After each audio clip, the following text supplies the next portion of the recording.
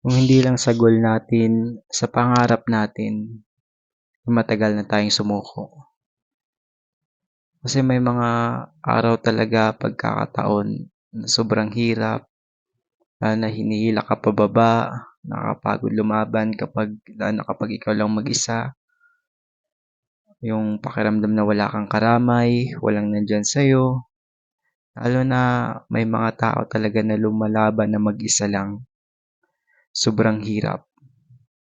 Kasi gustong-gusto nila mag-quit, gusto nilang umatras sa laban. Kahit sabihin natin na ang layo mo na, kaya i-continue mo na lang 'yan. Hindi, sobrang hirap talaga. Sobrang hirap i-continue yung isang bagay kapag sobrang bigat na. Kahit kahit may ano ka, may inspiration ka, sobrang hirap i-motivate yung sarili mo. Sobrang hirap i-motivate na kailangan natin, magpatuloy araw-araw, lumaban. Sobrang hirap, yun yung reality.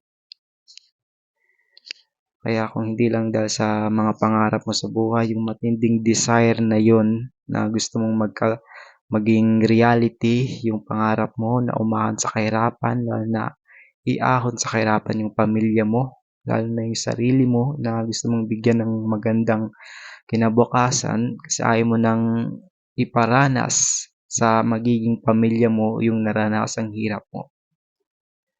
Alam ko yung effort na yan sa pag-abot mo sa mga pangarap mo. Alam ko matutupad yan, makukuha mo yan. Huwag ka lang huminto.